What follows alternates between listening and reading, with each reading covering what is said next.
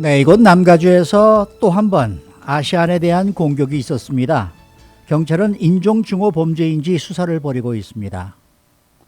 이 텍사스주는 최악의 한파에 정전 사태까지 겹쳐 주민들의 고통이 이만저만이 아닌데요. 캘리포니아주와 유사한 점이 하나 있다고 합니다. 자, 이렇게 최악의 상황에서도 얌체족이 있는가 하면은 반면에 남을 도우면서 지내는 스토리가 알려져 우리의 마음을 따뜻하게 만들고 있습니다. 박현경 기자.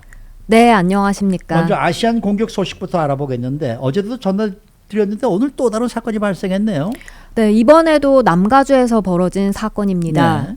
LA 동쪽에 로즈미드라고 있죠. 맞죠. 주로 중국계 주민들이 네, 많이 그렇죠, 거주하는 그렇죠. 지역인데요. 여기서 50대 아시안 남성이 갑작스럽게 또 공격을 당했습니다. 올해 51살 매튜 렁은 로즈미드 블루버드와 마셜 스트리트 부근 한 버스 정류장에 서 있다가 무차별 구타당했습니다. 네, 이것도 아시안 중어 범죄입니까? 아직까지 확정 지을 수는 없습니다. 네. 우선 이 사건 정황부터 살펴보면요. 매튜 렁은 버스 정류장에 서 있는데 자전거를 탄 어떤 한 남성이 다가왔다고 해요. 네. 그리고 그 남성과 버스 노선 번호에 대해서 잠깐 대화를 나눴고요. 그 다음 이 남성은 자리를 떴다가 한 5분 정도 있다가 다시 되돌아왔습니다. 그러더니 매튜 렁이 지팡이를 짚고 있었는데 그 지팡이를 잡아 뺐더니 그걸로 매튜 렁을 때린 겁니다. 허. 경찰은 현재 이 사건에 대해 조사를 벌이고 있는데요. 용의자가 인종 때문에 이런 범행을 저지른 건지 아니면 단순히 그저 묻지마 공격인지 파악하는 데 주력하고 있습니다. 근데 요즘 날마다 아시안 공격이 계속해서 나오고 이런 소식이 글쎄 끊이질 말이에요. 않다 보니까 네, 이 역시 아시안 증오 범죄일 가능성에 무게가 실릴 수밖에 없습니다. 네, 참 이게 안타까운 소식인데 피해자 이 매튜 렁의 상태는 어떻습니까? 이번 공격으로요. 손가락 일부분을 잃어버리고 말았습니다. 아이, 참. 매튜 렁의 병원비를 돕기 위한 기금 모금 페이지가 이 gofundme.com에 개설됐는데요. 매튜 렁은 게이츠 스트리트 초등학교에서 20년 넘게 근무하고 있는데 이 초등학교 교사들 비롯한 동료 직원들이 여기 모금 페이지를 개설해 줬습니다. 그래서 목표액이 25,000달러입니다. 근데 오늘 아침까지 18,000달러 정도 모금된 상황입니다. 네. 이 모금 페이지를 개설해준 한 교사는요. 폭력은 절대 일어나선 안 된다. 이렇게 말하면서 매튜 렁은 그저 버스 정류장에 가만히 서 있었을 뿐이다 라며 그 억울함을 대신 전했습니다. 네. 지금 미국의 가장 큰 뉴스는 한파 소식입니다. 뭐 특히 이 텍사스주에서는 지금 한파로 정전 사태가 잇따르면서 난방도 어려워져서 주민들의 고통이 배가 되고 있는데 우리 캘리포니아 주민들도 공감할 만한 그러한 일이 또 발생했다면서요. 네, 사실 이 남가주 엔텔로밸리 쪽에 오늘 추운 날씨 주의보가 발령됐습니다만 그 텍사스나 지금 다른 최악의 한파가 몰아닥친 지역엔 비할 바 못하죠. 못하죠. 아마 그곳 사진 많이들 보셨을 겁니다. 네네. 그 실내 천장 거기에 달린 팬에 고드름이 여러 개 붙어 있는 사진. 그리고 정전 사태로 난방이 안 돼서 그 자동차에서 집까지 환풍구 같이 네, 그렇게 네. 연결하다시피 해서 자동차 히터 틀어놓고 그 열기를 집 안으로 들여 생존하는 사진.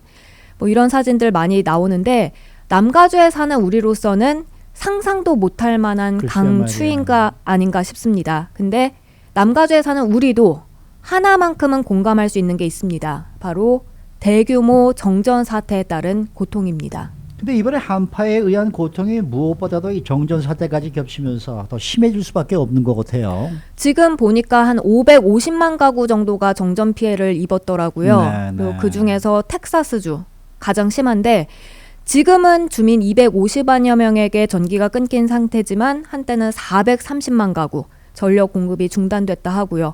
이 같은 심각한 대규모 정전 사태. 캘리포니아주에서는 겨울이 아닌 여름에 보통 발생하는 일이죠. 그렇죠. 산불 위험 굉장히 높아졌을 때. 그리고 실제로 지난 여름에도 그랬습니다.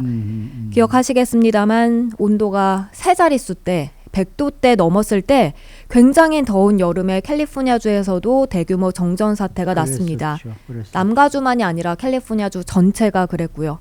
그때 순환 단전에 들어가기도 했는데요. 네. 사실 온도차가 심하게 다르긴 하지만 이제 여기는 기온이 치솟을 때 그리고 그쪽은 이제 기온이 극히 낮아질 때 그렇게 정전을 겪게 되는데 둘 다 고통스럽긴 마찬가지란 지적입니다. 네, 네.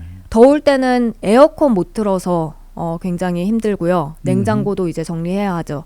반대로 추울 때는 난방을 못해 큰일입니다. 주민들은 안 그래도 이렇게 춥고 덥고 이런 기후에 고통받는 데 더해서 정전으로 인해 고통이 배가 되는데요.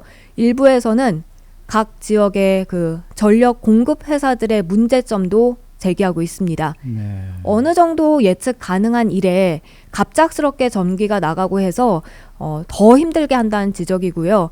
충분히 미리 알리거나 아니면 예방하거나 그럴 수 있는 것 아니냐 이런 목소리도 현재 높습니다. 이런 가운데 텍사스에서는 지금 호텔 방값이 급등했다는 소식이에요. 네, 워싱턴 포스트 보도에 따르면요. 이 텍사스 댈러스 지역 호텔 예약 가격이 1박에 최고 $900까지 치솟았습니다. 이게 호텔 예약 사이트에 그렇게 나오는데요. 그런가 하면 사우스 오스틴 지역은 $999 가격도 나옵니다.